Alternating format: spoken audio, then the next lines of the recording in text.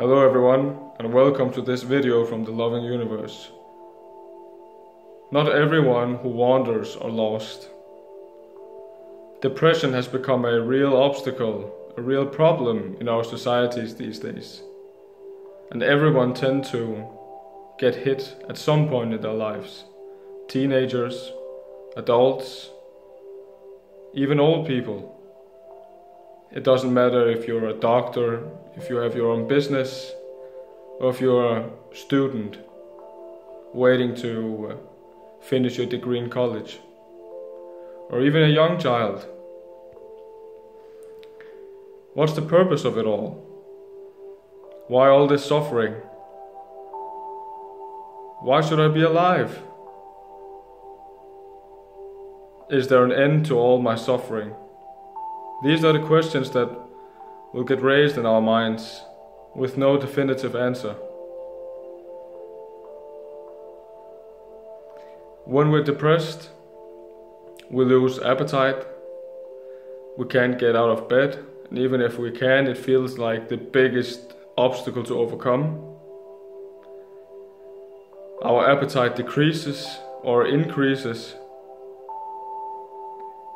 Many of our good and healthy habits will get turned upside down. Even our own view of ourselves will be different from what it was when we were kids. When everything seemed so easy. When the biggest thing we had to overcome was to meet new people and play with them, show love. And that all has changed. Life became this struggle that we just had to get up with every day, early every day, to struggle with. We feel alone. People who are depressed feel like there's nobody who understands them. And everyone is so quick to label people with depression and say, "Oh, it's just in your mind. You can just think it away. You're fine. Go to school. Get your degree. Go to a job. Just do your thing, hustle and grind, and then it will all just go away."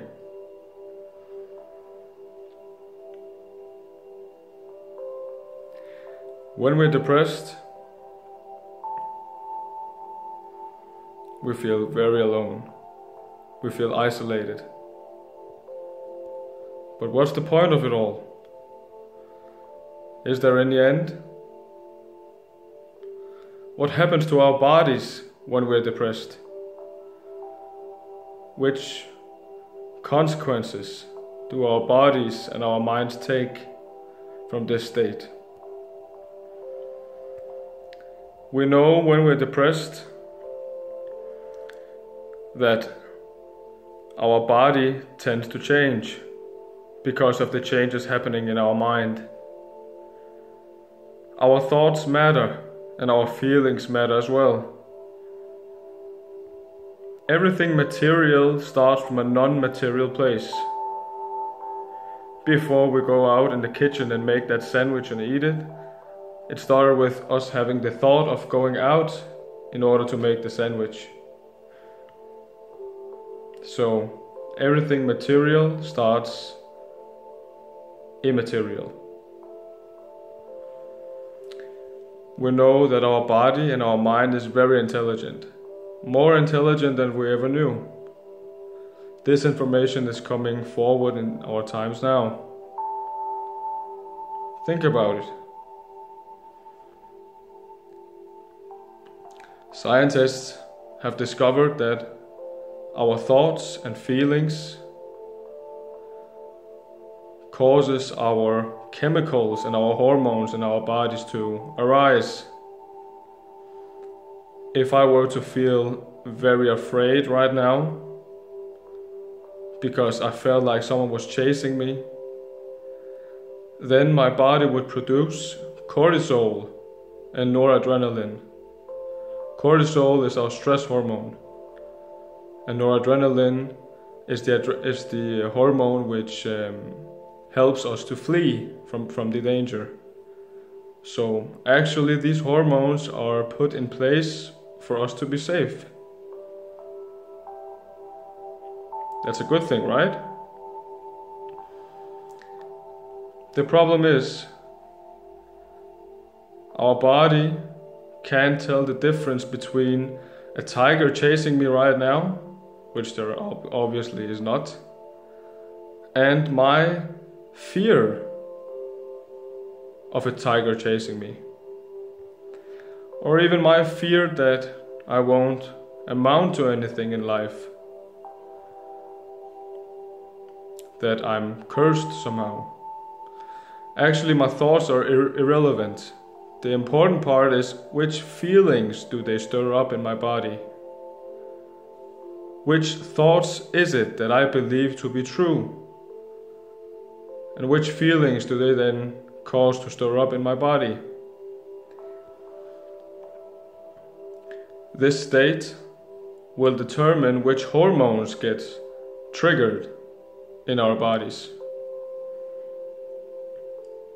So yes, in a way, our feelings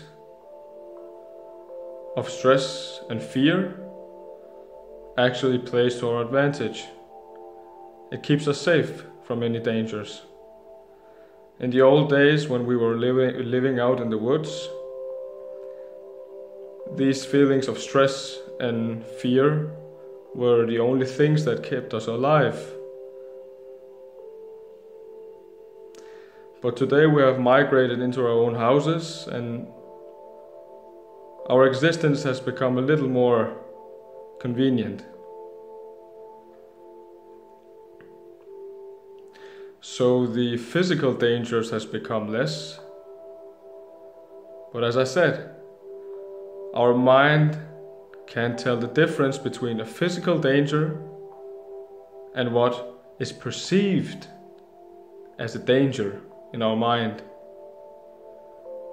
So if I were to concentrate of the feeling of fear, try to do it with me. Think of one thing that really scares you. Think of whatever it may be. For me, I don't like spiders. So when I'm thinking right now that a spider might crawl down here and go on my head, that makes me uncomfortable. And if I were to settle in to that feeling of that fear, I can actually feel my body starting to react. That's my nervous system trying to keep me safe from any danger. Now you'll say, maybe that spider won't do me any harm, but I perceive it to be dangerous. So my body is reacting if I concentrate and focus on that specific feeling of fear. That's how intelligent our bodies and our minds are. So try to imagine if we were to feel fear, frustration, and anxiety on a daily basis for a long period of time. Yes, that will actually damage our bodies, because we know when for a long period of time we feel constant feelings of fear, frustration, and anxiety, and even anger, our body reacts. It reacts by sending out cortisol, which is the stress hormone, and noradrenaline. And these hormones over time will start to tear down our internal immune system. Our immune system is the defense mechanism that our body has from any illnesses, bacteria, any sort of illnesses, cancer even. So when this defense mechanism of our body gets torn down, then we are left in a very fragile state.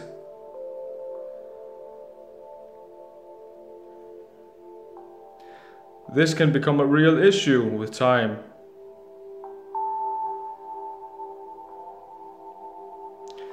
Our body remembers. It remembers everything. And if we keep pressing on the same buttons, our bodies can tell if it's wrong. It's actually just obeying our command. So it makes it easier for us to access those thoughts and feelings, because we've just shown our body that those are the feelings and thoughts that we want. There's something called neuroplasticity. Imagine your mind is a crossroads with all sorts of roads to take. And when we feel fear for a long period of time, imagine that being a road of its own and us going down that road. When we go down this road will get carved even more out. It will get painted and it will have our footsteps down this road. So the next time we are to feel feelings, our body and our mind will be more prone to actually signaling us back. Hey, this is the road that you took last time. Do you remember? Does it feel familiar? Because our body and our mind likes to shortcut things for us. And this will make us more susceptible to taking this road down fear lane once more.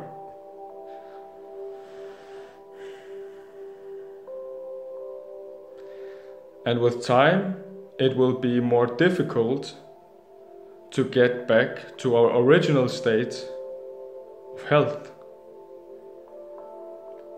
Our health in our mind is deeply rooted and connected with our chemicals and our bodily health as well. So when we are depressed and when we are stressed, this will not only harm our mind and how we think and perceive the world and ourselves, it will also damage our bodily functions as well, leaving us more fragile in order for us to get a disease. Now notice the word dis-ease. Dis-ease.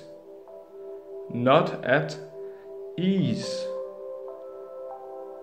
So our optimal state of health is at ease. And this is what we are all aiming for. So when we are depressed and feeling stressed out, our body is signaling to us that something is wrong, something is off, and we feel it. So we are not crazy or being wrong or just having to get our act together when we are feeling depressed and stressed out. No. These are very natural state of beings. But it will leave us for more harm down the road. And the more we stay in these patterns and try not to solve them, the more our bodies will get accustomed to being in this state of mind, and also in this bodily state, which will condition us to being sad, depressed, and also condition our body to always be on the run. And this will leave us open to disease, not letting us living our life to the fullest.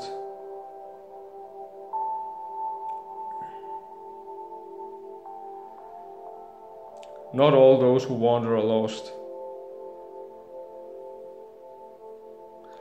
There is a way. It's going to take some work, but there is a way. And it does not need to involve medication of any sort. If this video gave you any sort of value and you would like to hear more about what I do, feel free to take contact. I can help you to overcome your depression and stress once and for all without any medication. Be well.